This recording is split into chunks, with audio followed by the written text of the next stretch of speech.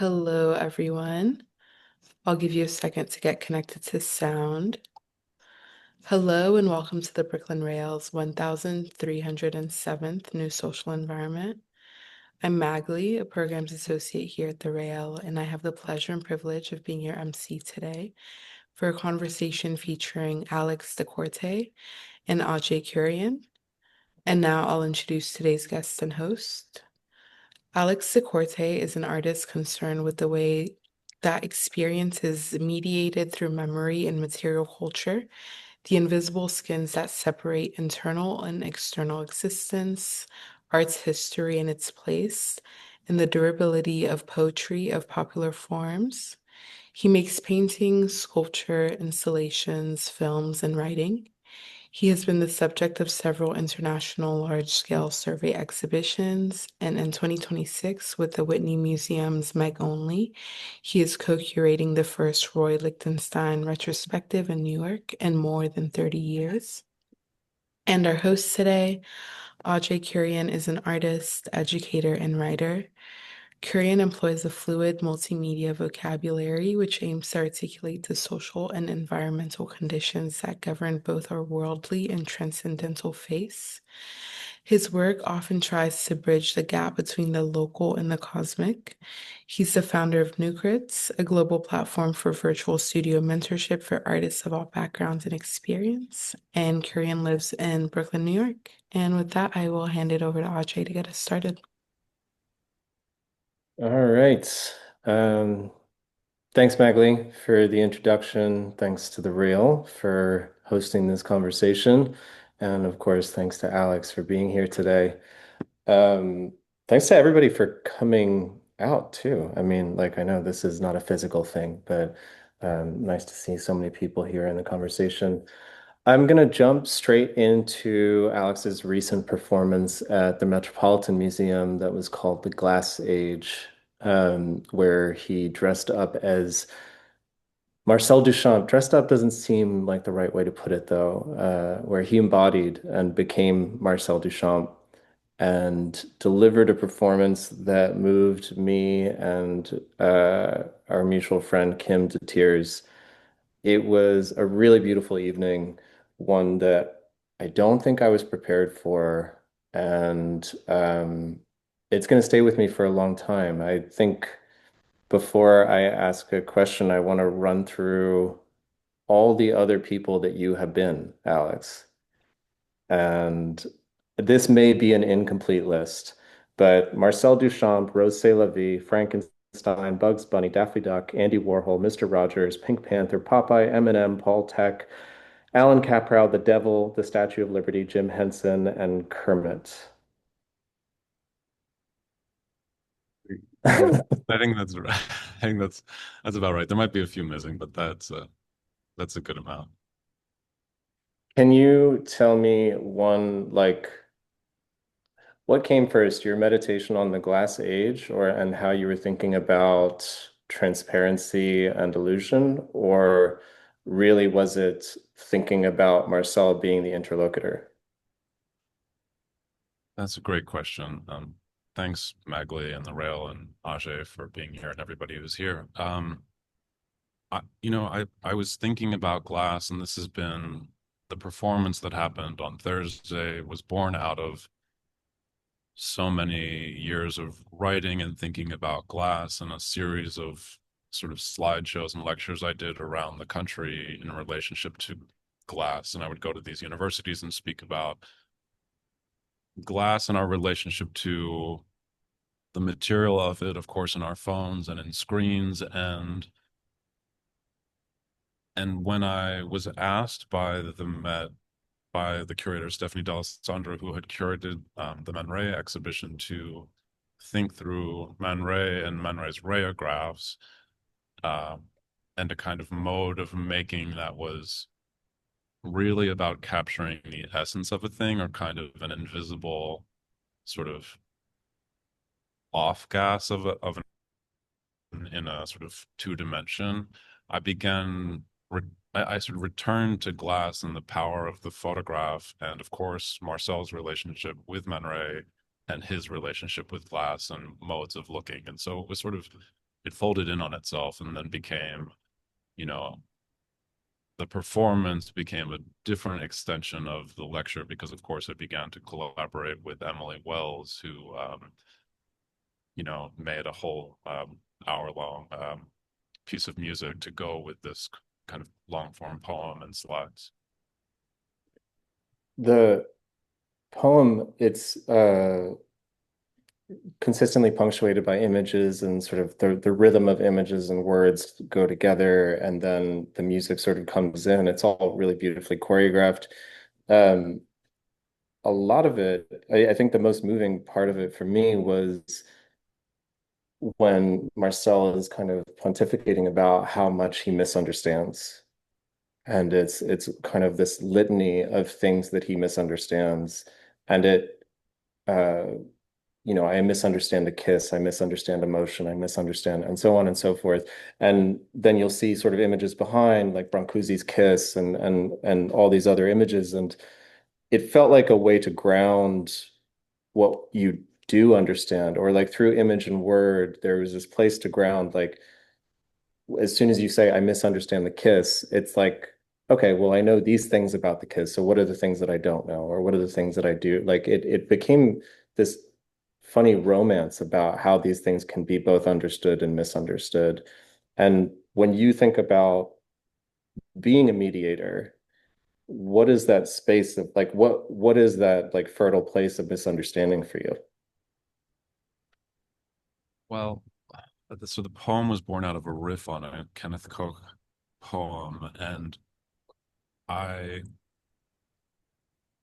I sort of refer often to Joe Brainerd's "I Remember" Mm. poems, and when you read, the beautiful thing about the "I Remember" poems is that it sort of sites you in a place of remembering your own kind of parallel version of whatever Joe is remembering, and we sort of assume maybe that how he's remembering the thing is true to him because he's stating it, remembering it. There may be a slippage there, and I may remember differently.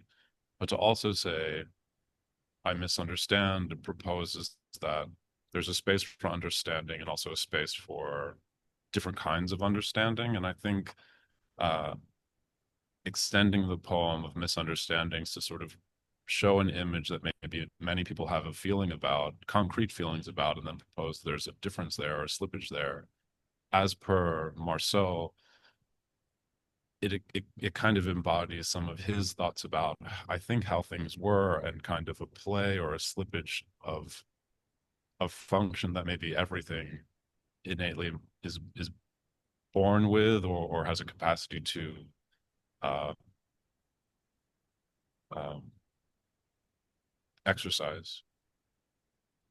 Hmm. A kind of difference or a slippage or a kind of newness. What is sort of brilliant about Duchamp's work for me is the kind of play or capacity to change beyond its objectness.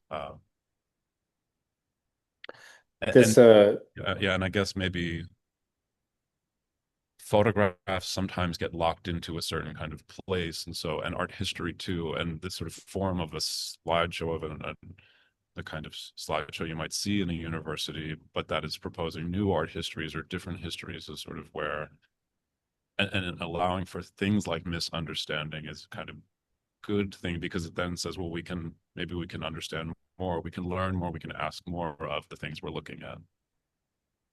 it was, I mean, this setting was really perfect too. Like the setting and the lighting, seeing uh all these statues in dim blue light, it recontextualized all of that too. It almost felt like a setting sun on a particular kind of art history, and that yours was a proposal for a different kind, and that one that could be collaged and made new and different.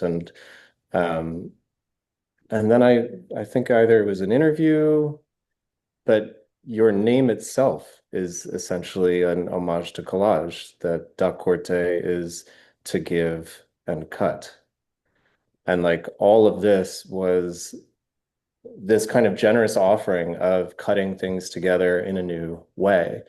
And it feels like, I mean, I think now we can move kind of into the Matthew Marks show, Parade, where um again, it's like the way you think about collage is in an expanded field. Like, were you, is it always on your mind? Is it always something where you're thinking about how things are collaged together, or does it almost start from a place of what do you want to embody first?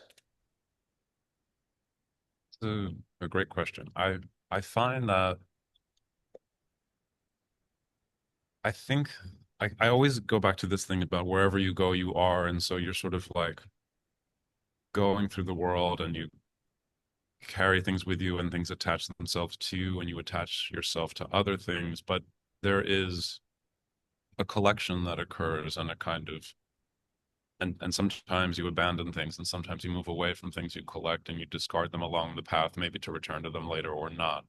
But that this sort of total of your experience on any given day or any given moment is a collage of things, is a collection of things. And I think of, the good Dr. Frankenstein's monster and this sort of collection of things to make a whole new body or proposal. I think that's in shows, of course, like Parade was that. It was a collection of many histories together through this lens of my own self. Um, but surely it's always collage for me. I don't know if I wake up one day and say I'm going to do X, but I think it's about looking and letting things also look back at me. I think it's about being open to absorbing new things and reconsidering things that maybe I've settled upon, or my oftentimes my brain stops thinking about the things that I end up working with. For instance, Lichtenstein, someone I never really thought about.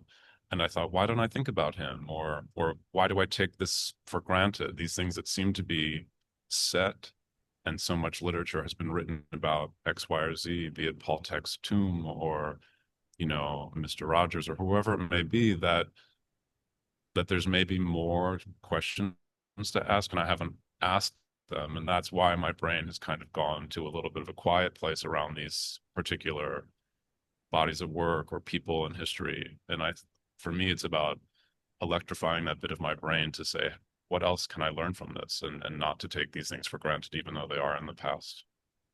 It's a really, I mean, you do this really well where I can look at your work and I can see all the places where things come from, not in an exhaustive fashion or anything like that, but you look at it and you're like, oh, that's a reference to this, or that's obviously Snoopy, or that's Mr. Rogers, or that's Claes Oldenburg, or that's Paul Tech. And yet you somehow have a way of folding it into a universe of your own making that like I I've been turning over a way to talk about this because I don't know if I figured it out, but it feels like you have to get to an egoless place in order to live with these things and be okay with them sort of living in that world and also living in yours. And I still know that that's a really like inept description of what it is that you do. But like, if you can talk from that place of like, it's like between hollowness and receptiveness, like what is that space for you where you can embody all these things and it still it doesn't feel like a put on, like it doesn't feel like costume as much as it feels like, oh, this is we're going down Alex's world, even though Alex's world is our world. Yeah. Well, I mean, I've always been a fan. I mean, a stan, like I really do care about the things that I care about. And I'm like such a lover, really. And, uh, but I think when I began making work and say in the early 2000s or late 90s, when I was thinking about Klaus Oldenburg and was sort of existing outside of an art world, but he was sort of an entry point for me, or someone like Dwayne Hansen. Like I remember just loving the work so much, and I didn't have the tools to make things in my own space, and so I just emulated them. And that's sort of the role of the animator in general. Like, I studied animation, and there was never a time in my life and education where I thought I will be making something that isn't shadowing someone who's developed a character, someone. I was happy to be the in-betweener person. I was there to clean up the line work or paint in the cells. I wasn't so interested in this kind of development of newness. I was interested in bringing an energy and a spirit into something that existed, or a difference even, but that I would be happy to do invisible labor and kind of be sort of the crew on set. And I think that of this work too, in a way, like it exists in the world and exists completely fine without me.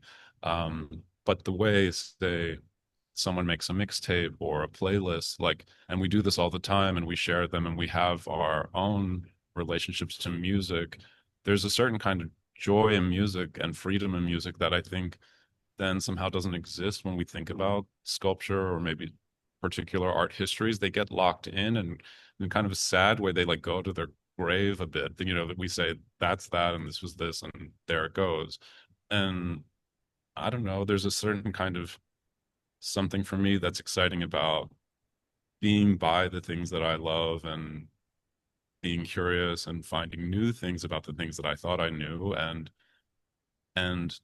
truly to like walk in the shoes of another artist and really be as close to the thing by making it myself and understanding sort of the steps that it took to make the thing gives me a kind of great joy. It's not so dissimilar to how I was and what I was thinking about when I began animating and studying animation. This thing about invisible labor was and is very exciting to me. I mean, the fact that like animation is really a starting point is just it's just so perfect. There's a cartoon logic that I feel like runs through all the work where there's so many different emotions can live in a cartoon, and like sometimes we forget that. We forget like how fucked up a cartoon can be or how terrifying it can be. Um, a cartoon that I know has that you've made your own sort of live version of is that Daffy Duck when he is trying his best to hoist the end credits so that he doesn't fall into oblivion. And it's such a manic episode of like fighting off uh, decreation that it's like it's harrowing as an adult to watch. And I distinctly remember watching it as a kid and then seeing your version of it in is that in Roy G. Biv? It's in Rubber Pencil Devil. Rubber Pencil Devil. It's it's I think it exemplifies something that happens in a lot of the work, which is like a cartoon logic meets real materiality, and we experience the joy and failure of what happens when those things collide. So like most of the time, I think there is like a sometimes it's a little cuter, sometimes it's less cute. Daffy Duck in particular in that video is terrifying to me. Like it is this uncanny valley of personhood. But that I don't know, I think like we see all these like really lush, rich colors, shapes that are usually like quite pleasing. There's nothing like grotesque necessarily in the work, but I think it's how that cartoon logic meets reality, where we get that sense of either anxiety or failure or the dream of that space not necessarily always being met or always feeling as free as the real world does. So seeing this like model here, if you can talk to this a little bit, it feels like that something so like picturesque, and then you just kind of see these glowing signs above that kind of take us to a different place. I think so much of what you're speaking to, I think, is related to control and sort of fantasy, which the screen allows for. Like these cartoons typically perform for you, and so like in the parade when you went into the parade and you met a person dressed as Pink Panther painting the walls and Snoopy who has lost his nose, they're preoccupied with their own concerns, not having a nose, being at a terrible job. And they're not there to console you. And in the same way, even though Daffy is existing on the screen in Rubber Pencil Devil and struggling with this sort of anxiety, that we understand a person is playing that figure, it gives you an anxiety of being in that costume, and also that this person might be more complicated than just a drawing or the invention of some animator that we don't know, but that it sort of points a kind of accountability or a certain of awareness about the world, in a way that reminds us of how little control maybe we have, over the things that we thought we had so much control over, say our devices or the screen. Um, this miniature village, this installation that's at Glenstone right now, touches upon that kind of uh, the master of your domain. The small miniature village is a replica of Mr. Rogers' miniature village that he would open his television program with every episode for 50 years, and it's littered with these kinds of fast food signage. And you, as the viewer, walk into this sort of seemingly idyllic village, and you look over and lord over all of these people watching television, and it sort of seems like you have this God's eye view of the world and a world and maybe our world. And then, you go into this other room where to participate, you sit inside of a burning house and or view people watching television in a burning house. And it brings up a whole different set of problems and ideas about one who surveys and one who is surveyed. And we sort of exist between those panes of glass. If we go back to the glass age, we exist between these things all of the time. Yeah, the idea of viewership and witness is like, it's strange to think about because you're playing a role, and that means that we get to witness you playing that role. And there's the familiarity of knowing the Pink Panther and then seeing you as Pink Panther and then seeing the Pink Panther as like a conduit for something. It's like there's something like almost pedagogical about the way that those things happen, where like, okay, then the viewer now understands that they hold a place in this and that there is a relationship, that there's a new triangulation that happens between all the things that are taking place in that room.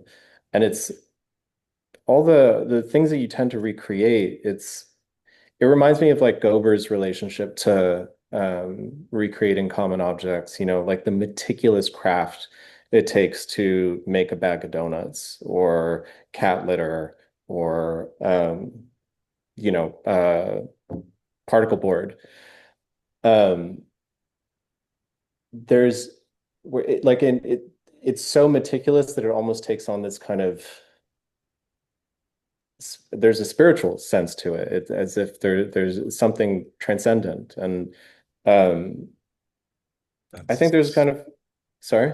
no, that I mean, that's very, for me, hits a particular nail on the head, the spiritual in that kind of communing with an object in a particular way, and like the handmade. I mean, I think about growing up saying the rosary all the time and like what that was, and it's like related to finding spirituality in something quite common, piece of plastic.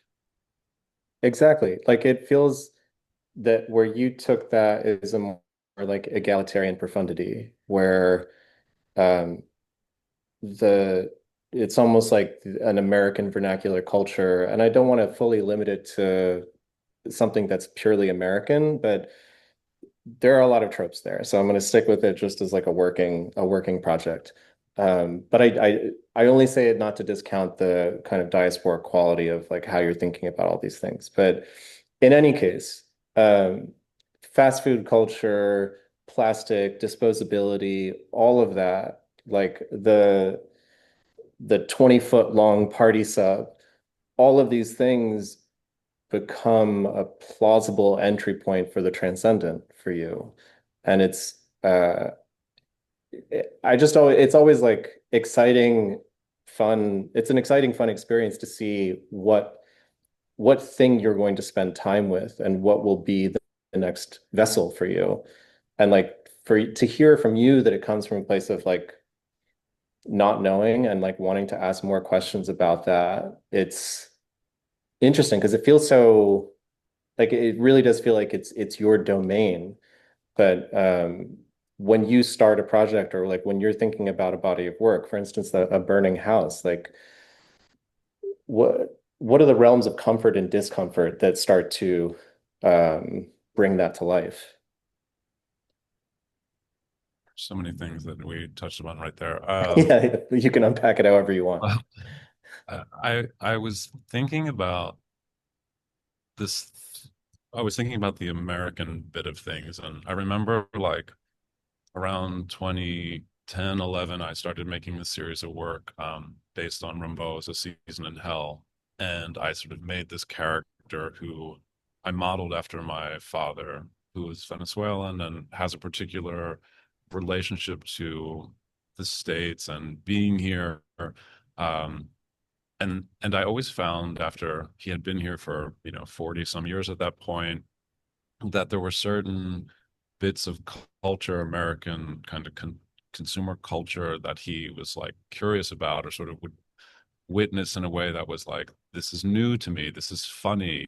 What is this? And I was like, it's so strange. You've been here so long, and yet these like kind of banal things like, you know, 20-foot long hoagie or something are like that they are deeply strange and like why is this? And so I wanted to make this character in this series of videos that had a distance relationship to familiar things. And I had just made this small video based on Leonard Cohen's Chelsea Hotel #2 with that soundtrack. And it was a series of hands interacting with things in a way that felt alien, that the objects which seemed familiar, a Hershey Kiss, a plastic bag, a fan, some pieces of bologna, that they were from another planet. And what is it like to look closely at something that seems so plain or familiar or American?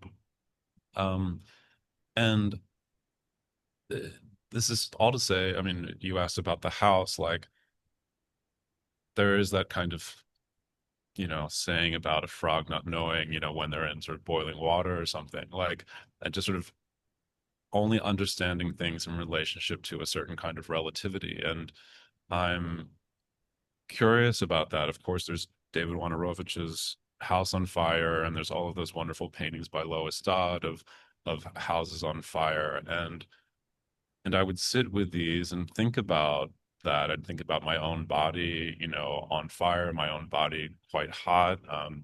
What does it mean to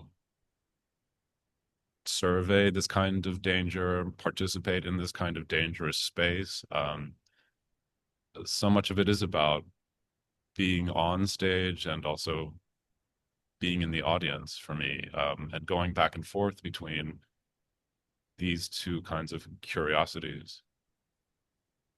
It's, I think it's like a telltale sign of a great artist when you can really see how they're observing the world. And with you, it's your ability to never invalidate your own experience, that you have these kind of everyday moments of just seeing a cartoon or seeing something that just feels like a little out of place, and then clocking it for yourself, like being able to say, oh, this is a weirdly out of body experience because it's like a little off. And let me just see what that offness is. And I think a lot of us, like in everyday life, we don't we don't stroll back through that experience to see what was off about something and what can we do with that, or what does that tell us about being alive. And like with with how you've kind of continued to grow your projects more and more, it feels like it never really departs from that place of observation. Like it still is about seeing, feeling, addressing, and moving through that with as little ego as possible so that the world can enter you. like to me, that's why I feel like Klaus Oldenburg is such a monumental figure for you. That's someone who I also think never invalidated their experience of like, oh, these are weird, squishy things, and we are weird, squishy things in the world, and like let's live there together. Yeah, I think I was thinking how like in my 20s I was very ill for many years with colitis and went through so many surgeries and I used to think that was a bad thing. And now I think how fortunate I am to have experienced this sort of time in my life where I actually, being a kind of very fast person, was like forced to slow down and like look at things and observe. And sort of the skin that I had lived in to a point failed me. And I sort of was able to abandon that shell and say, you know what, I'm actually now, I must, whether I like it or not, uh, embody and be a part of a new skin and a new form that my body has taken on. And I can't be sulky and I can't be salty. I have to just go forward and I'll like learn to figure out how to be in this space. But that comes with like a ton of observation, not only of your own self, but almost as if you're outside of yourself and you're watching the world go by. And I did that for a really long time. And I think when I started replicating other artworks, it was almost as if I think about it in terms of this kind of possession, the way like someone might be possessed by a devil or something. You know, that there is a kind of thing that exists in the world, and there's a moment where I can embody and I can live within the space of another history, someone else's history, just to take on its form for a while and then move beyond it or move, beside it. But that happened to me within the my own kind of understanding of myself, and then that shifted away. And so there's this exchange that I think has always been apparent or evident in my life as I've gone through it, that things change and fall apart, and that's only just makes room for ways of building things back up and reconsidering how things are, sort of meeting the world at, where it meets you, I guess. And the idea that you can introduce levity into that as well, like you noting that, I mean, it's a hugely traumatic thing that you went through, and noting that it was on April Fool's Day is just like I mean, a, this is like the banana peel of it all. I can't help but like find joy in that. Like there's, it's if life serves you lemons. and also I remember the first time I heard about that, it was I didn't believe it. Jamie I remember in a very blank text from Jamie, she was like, "Yeah, Alex doesn't have fucking intestines," and I was like, "What are you talking about?" And she didn't mention Crohn's disease. She didn't mention colitis. She didn't even like, I don't even think she understood that part of it. She's just like, he doesn't have fucking intestines. It's fucking crazy. And I was like, all right, Alex lives a completely different life than I do.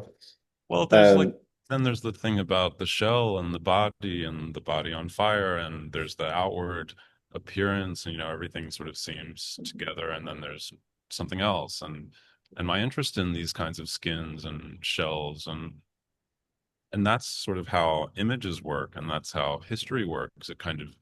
It lives in a kind of idea or a shell or a container that we think stays as it was, and what happens if you break that apart or crack into it?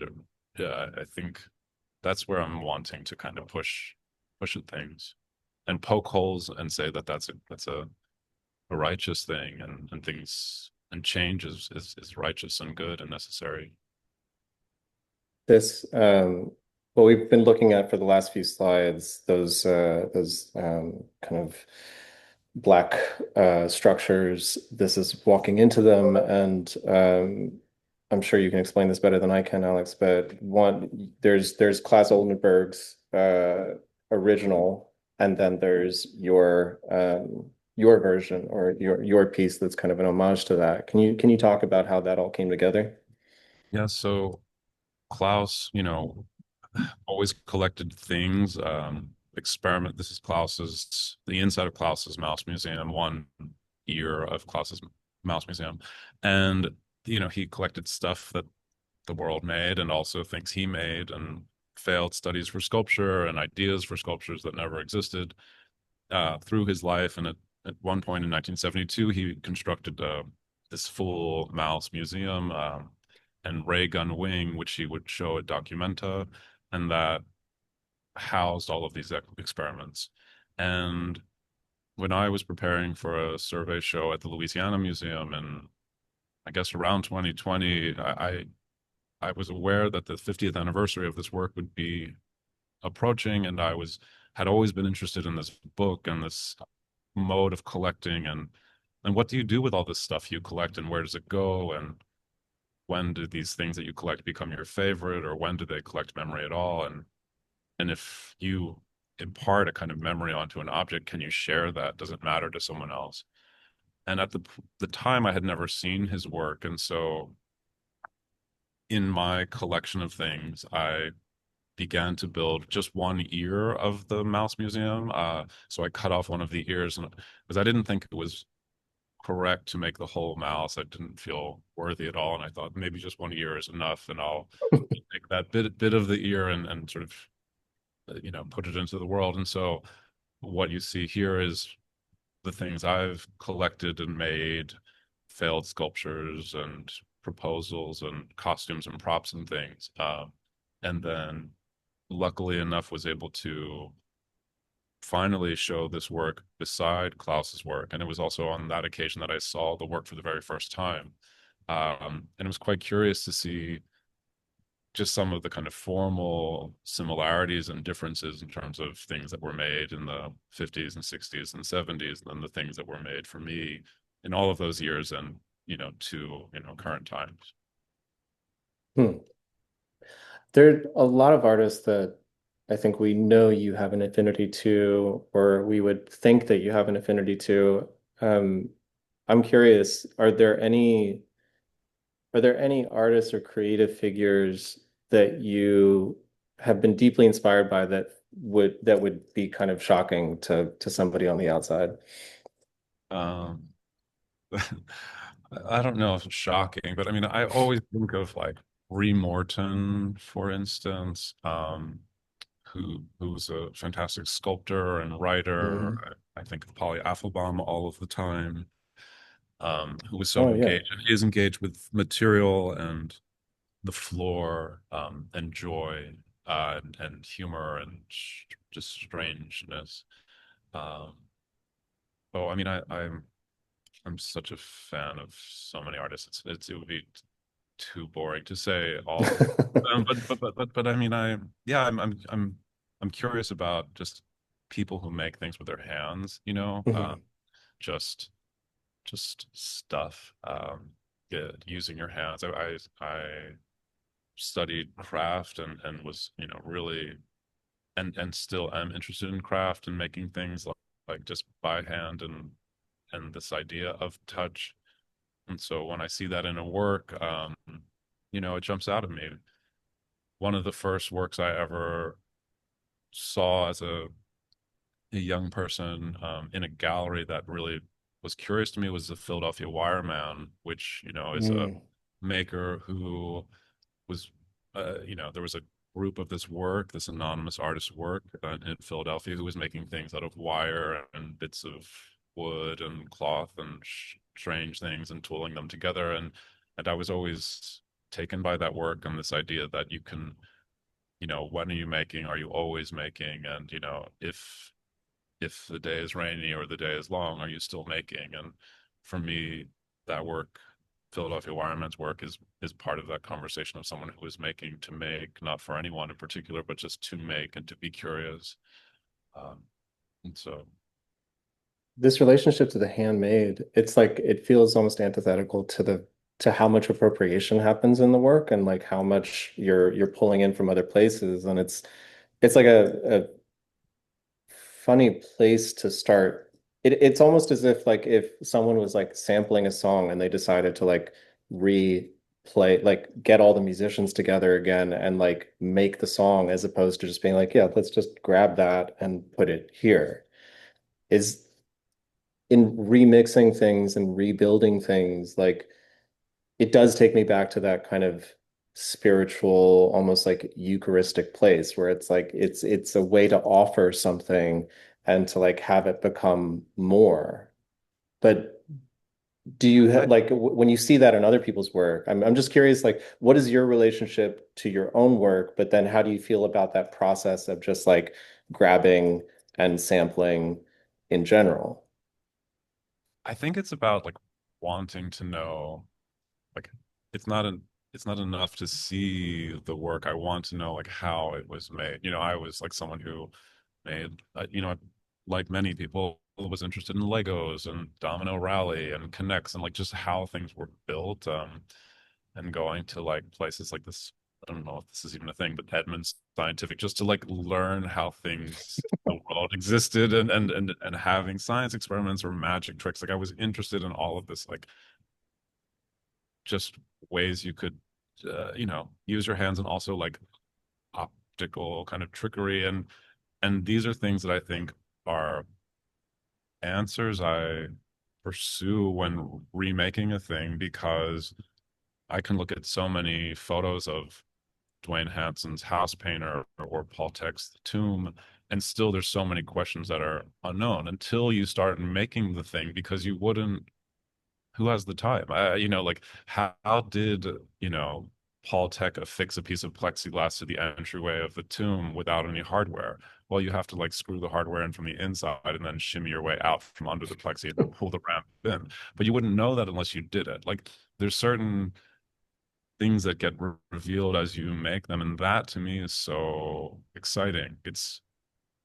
I spoke with Neil Jenny, who cast Paul's body for the tomb, and Neil was telling me about some Oh, of the wow. process of casting Paul and what some of the like objects in the tomb were for him. And that was just speaking of a bowl covered in tinfoil, that was just like the tinfoil or the sort of device they would use to smoke hash. Or this, attempt at casting Paul's body failed and this one worked well. This kind of oral tradition and really like getting in touch with how things are made and sharing that, I think is just, maybe it's something I see that is going away, and there's a part of me that fears that, uh, and also there's a part of me that just has great joy in communing with the material in this way always. So I don't have another way of working at the moment, so this is where I land. It's I do think it's getting ever more niche, but the thing that I think about in relation to all that is that like we are getting to a place where it's easier and easier to duplicate anything at any point in time. And with that, with the availability of anything being duplicated almost sometimes instantaneously, sometimes within just a matter of a little bit of time, it does go back to the idea of like, well, what does this mean for me? And why do I want to do it? Why do I want to see it? And the only way to do that is to do it yourself.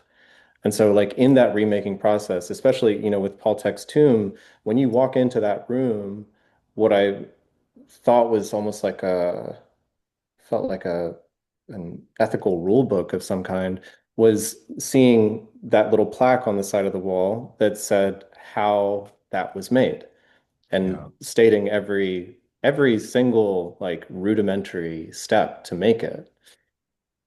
And also that was an act of generosity of Paul. I mean, that was according to Paul. Always he said, this is, you're standing in a replica of the tomb. Like he acknowledged that it was a replica of a tomb, of something that existed beforehand. And I thought that was quite cool. Um, and so to then go about and do it, given this license and this kind of something that he wanted and sort of spoke about in letters, is to just replicate it, and spoke to his assistants about replicating it in his lifetime. um, to participate in that sort of instruction, almost as if it were a soloist or something, is was cool, but it was, of course, far more arduous in a way than I had even anticipated. Not only because of just the material complexity, but the kind of psychological effect it had, every morning going into the tomb and having my cup of coffee and like hovering over this like dead body, version of myself in this small space. you know, that's not without a kind of uh, weight that lived with me for a long time. Hmm. I did not think about that. Like that must actually be a pretty, I mean, that's a meditation of its own kind where you're consistently seeing your own body externalized through these other avatars that like you have a new relationship to your own way of being and like what it means to be you. Sure, or just to go back to all of that. You know, like I fantasize about making this work in my early 20s when I was very ill, and I remember seeing that work for the first time and saying, "Wow, this sculpture speaks to me. I feel like that guy. I can relate to that guy in a lot of ways." Hmm. And spend most of my, time in my life on my back like that. And I was like, okay, I get this. And then it wasn't until almost 20 years to the day of my April Fool's sort of anniversary that all of this happened again. And that's when I was like, I think I should really make this. Like, I think I should make this before I don't have any time to make this. And it's something I've wanted to make and it's something I wanted to be with. But now it's different to be, you know, in an older time in my life and to rethink about death, sort of think through what it means to die again, in really kind of a clearer way, in a way that I hadn't before. And so that's sort of what so much of this parade was about, is a kind of the rise and fall of one's own life in a day, in a second. I kept thinking about another Rimbaud poem, this Illuminations, and speaking about what it means to be a participant in the savage parade of your life or of a day, and also what it means to witness it on the edge and to have witnessed it and have it pass you by. And that the parade for me was a kind of series of sort of being inside, being past, or being beside these sort of little deaths. With as many little deaths, there's as many rebirths, and it feels Yeah. that there's when in thinking about like the recipe of Paul Tech's tomb, there's something about that that feels interesting because I often see artists, wanting to create a new mythology, right? And they take from other stories and they pull things together. But I'm curious what it would mean uh, for that to be widespread, for people to say every year, let's see how many people are going to remake Paul Tech's tomb and like what that would mean collectively as we sit with that piece, as we sit with the ethic of making something that somebody made however many years ago, and what that meant to them then, what it means now, what it means to the person next to you, and so on and so forth. And it's seeing how that's the ethic that lives within your work and what it means to rebirth these things and what they mean to you and others is it's been really beautiful to see it unfold and how it makes me feel. It's yeah, I always love seeing your work, Alex. Thanks, Ajay. Thank you. Should we is now a good time to open it up to questions? Yes. To our audience members, there is a link in the chat. And if you want to submit a question for Alex, please feel free to do so, and we'll turn to you next. Thank you both so much for such a lovely conversation. The first question we have is from April Suzanne, and April asks, could you speak about the image used in your Met performance of Jamie Eisenstein's work? Jamie and the skeleton with autographs. I love Jamie's work.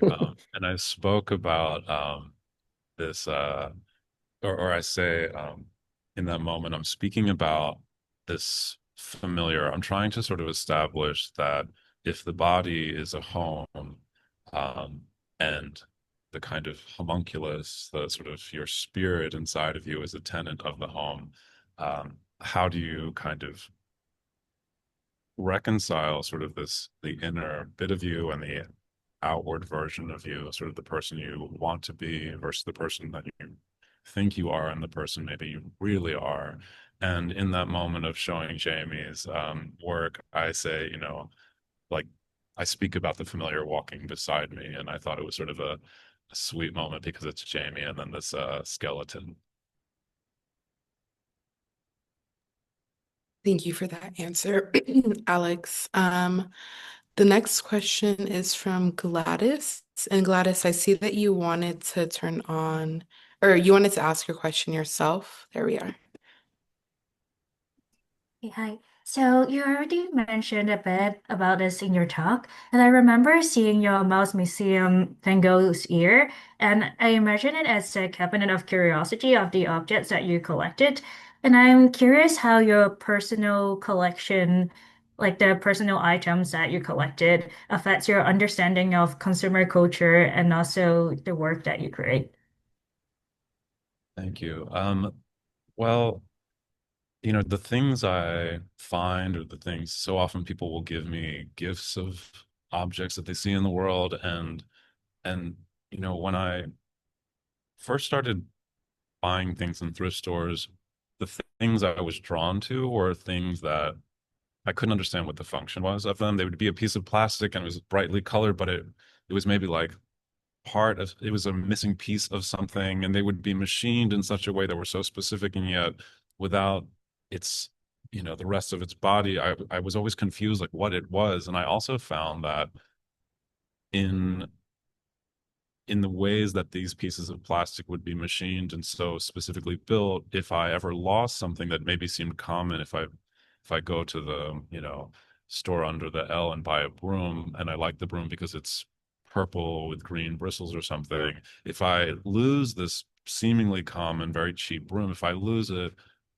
it's such a great struggle and it may be impossible to ever find it again. And so I started thinking a lot about things that present themselves as very plain, they're at a dollar store, they're at 99-cent stores, and they seem like they'll be there forever. And then they're actually not because maybe another version is made. And but that sort of what I found in this is that there's so much particular kind of craft and beauty in each of these objects. And so for me, those particularities of the things that I collect then inform maybe some broader strokes of what I do when it is a larger sculpture. But thinking about those little things that maybe no one would think about unless they collected a broom every year and saw how they changed, but getting hip and sort of hyper aware of those things, once you buy them, once they're out of the store window and they're sort of in my life, that's when I maybe can respond to them. And hopefully they do inform my work in ways. Thank you for that question, Gladys, and that answer, Alex. The next question comes from Colleen, and Colleen asks, melancholy. It wasn't mentioned, but talked around. It's the thing that pierces me about your work. Is pointing to melancholy a deliberate device for you or the aftermath of engagement for the viewer? Thanks so much.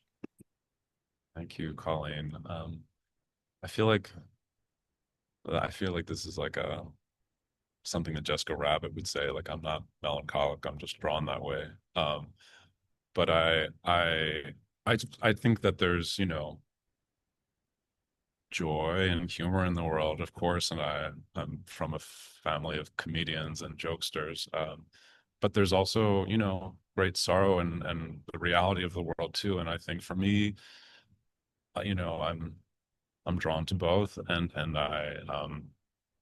I want to feel things, and I want to feel things when I'm looking at art or listening to music, and hope in a way that when I'm making things, part of that I think is just it it's in the work. It just gets baked into the work. That's sort of the pathetic nature of maybe how I make things, is that I'm imparting a little bit of myself into everything I make, of course, through communion and time spent. Alex, if I can just quickly add to that, there was something that I wanted to mention earlier, but it's also your form of address. Like the way that it feels like a lot of the things that you pull from are taken from a moment in our media culture that, like growing up, when you're watching Mr. Rogers, even though he's talking to millions of kids, it feels like he's talking to you. And I feel like with your gestures, there's something that is like a very like you can make the very big feel very intimate. And I think that has to do with like the way that the kind of culture that we grew up in and like cartoons and forms of address. Like it's you can do that there. Thank you. I mean, I'm looking to like Jim Henson and Mr. Rogers for sure, like these kinds of that sort of specificity. I mean, I think of like all of those great interviews of like some child next to like a Kermit the Frog or something, or Grover, and them talking, and how like the child is like believes that is the conversation, and it's just like, and we witness it, and it's so sweet and tender, and like, yeah, that kind of communion and time spent is what I hope is in my work. We only have so much time in the world and with our work, and to make something and not have it be completely urgent and matter, at least for me in the making, is it's essential. Thank you for that question, Colleen. The next question comes from Sharon. And Sharon asked, can you talk about using Leonard Cohen's song in the Chelsea piece? Sure. So that was a very generous, you know, request and invitation from Leonard Cohen and his daughter. We're organizing a a suite of videos where an artist would respond to one song off of his I think it's 1973 album New Skin for an Old Ceremony. And when I was asked in 2010, I had not made really like a video per se, like an art video, even though I had made little films and things. This was like for me felt like a prompt and a new prompt, and I didn't have a lot of time, and I certainly had $100 in the bank that I spent on this video, and went to the grocery store and bought a bunch of props and filmed this thing in 2 days. And and I thought at the time, I didn't, I was naive to pick this song. I, admittedly didn't know all of his music, and so I picked like his most famous song. But like as a fool, I did this, and then just felt like the ways in which he was using language and the tone of the song could be um, reflected and could be felt in just common things that I felt when I would go to this grocery store. And I have a very kind of complicated relationship to food and do fall in love with food all of the time, sandwiches in particular. And so I built this sandwich where I'm thinking about making a sandwich and this idea of love growing and the capacity for this love to grow, and then what happens when you finish the sandwich, and sort of where does the love go. And so um, that was sort of the long and short of that experience. Thank you for that answer, Alex. The last question comes from Mexican American artists, and they are wondering how you feel about generative AI content entering the visual domain and what this does to craft, or what does this craft bring to the mix? They're asking.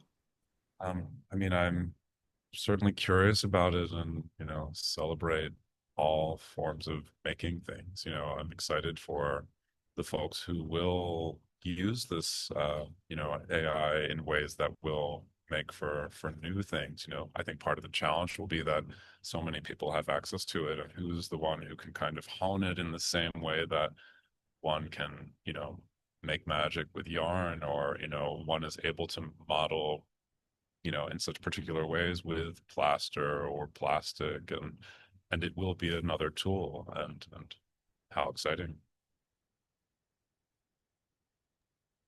Thank you, Alex. That concludes our Q&A portion. Thank you to everyone who submitted a question.